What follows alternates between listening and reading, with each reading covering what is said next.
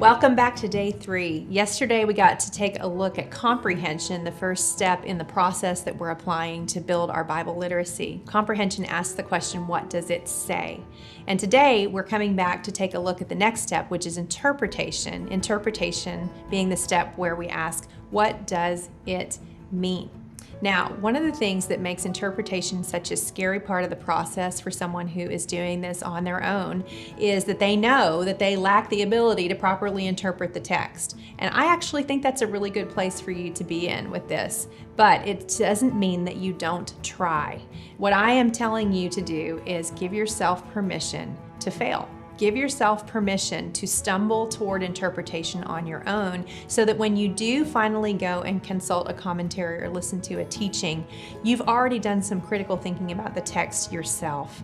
One of the things that the church today needs to overcome is a sense that there is an expert-amateur divide, that the person who stands on the platform is the expert and the person who sits in the seat is the amateur.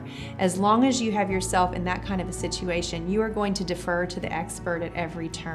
But when you begin to flex some intellectual muscles around interpretation, you begin to think more critically about any message that you're hearing coming from a platform. One of the things that I want to try to do is reduce our sense of the expert-amateur divide, that you would begin to be able to do things on your own and utilize tools on your own that help you grow in your ability to mine the text. But that means that we're going to need permission to do a sloppy job or a bad job or get halfway there. And so just hear me say, that's what you should do. You're allowed to cross things out. You're allowed to come back later and change something that you wrote, as long as you are stretching yourself and your ability to think well about what you're reading. So when it comes to interpreting the text, there are two main tools that I want you to think about utilizing. And the first is paraphrasing.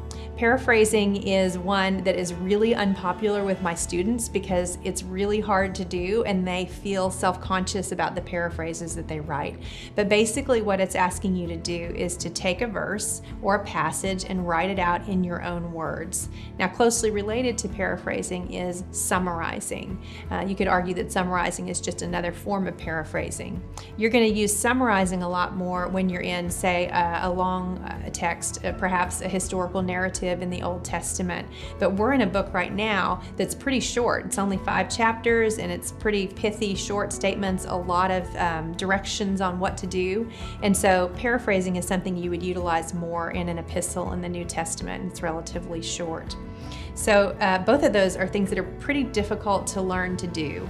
And the worst part is when someone asks you to share your paraphrase in a group, but it's actually also probably one of the more revelatory moments too, where you start to hear how other people have processed the content themselves. So let's just take a look at verse 9, that verse that we kind of got hung up on yesterday, 9 and 10, and we wrote our question mark next to, let the lowly brother boast in his exaltation and the rich in his humiliation. And let's see if we can't write a paraphrase for it. So remember that James is dealing with new believers who are being persecuted, which means that there are difficulties for both the rich and the poor in this new community of believers.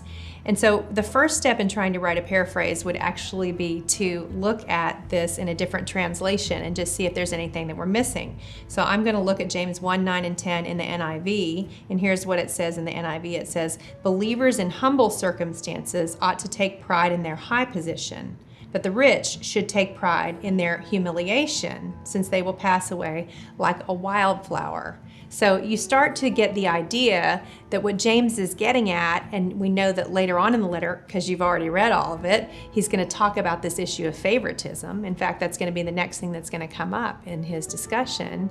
So what we can see is that he's making these comparisons between those who are low and those who are high, and he's relating them to their status as Christ followers. And so a way that I might paraphrase this, and I wouldn't have gotten to this in a short amount of time. This would have taken multiple readings and a lot of thought, but I would probably write a paraphrase that would sound something like this. At the cross, the humble are exalted, and the exalted are humbled. And this is where you might start to think about some cross-references that carry the same idea. You know how Paul is going to say that there's no longer Jew or Greek or slave or free man or male or female. He's taking all of these levels of society and he's basically saying that the cross is a great leveler, that we all come to the foot of the cross at the same level. And I think that's the idea that James is getting at here, but it would take some time to get to it. But again, we're practicing the habit of patience in our Bible study, so we can give ourselves a little time to get there. Now, the first paraphrase I might write for this might be kind of a lousy one, and I could come back and clean it up later until it comes to a place where I feel like it really represents the meaning of the text. What does it mean? What did James want to communicate to his original audience? Not what does Jen want this text to say to her immediate consideration? Paraphrasing can be done with using different translations of the Bible to help you get closer to the meaning. It can also be the result of looking things up in the dictionary and getting closer to the meaning of a word. And then the other tool that we want to use with interpretation is cross-referencing.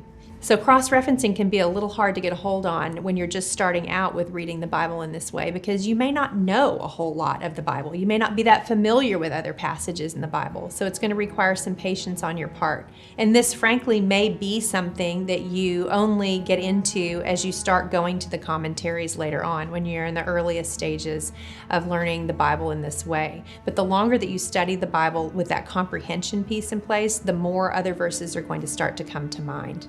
But drawing on the perspective that James is the half-brother of Jesus, we should expect that a lot of what he's going to teach is going to sound a lot like things he heard Jesus teach over and over again. And in fact, we begin to see that there are a lot of similarities between the book of James and Jesus' highly wisdom-driven sermon that we know as the Sermon on the Mount. So here are some cross-references that came to mind to me as I was reading through this text.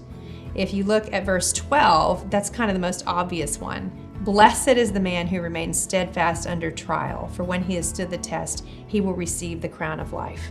That is a really close paraphrase to how Jesus opens the Sermon on the Mount. Blessed are the poor in spirit. Blessed are those who mourn and the meek and those who hunger and thirst for righteousness. And then how does he wrap up all of those Beatitudes? He says, blessed are those who are persecuted for righteousness' sake, for theirs is the kingdom of heaven. So as Brother James here, echoing his words very closely. Well, now that I've made that connection, I might think, are there other connections here that I might be missing? And frankly, what I would do is I would go back and read through the Sermon on the Mount and see what connections I might make. And do you know what I would find? Oh, there's a portion in the Sermon on the Mount where Jesus mentions that people are like the flowers of the field and the grass that is here today and gone tomorrow. And I might even think, have I heard that somewhere else?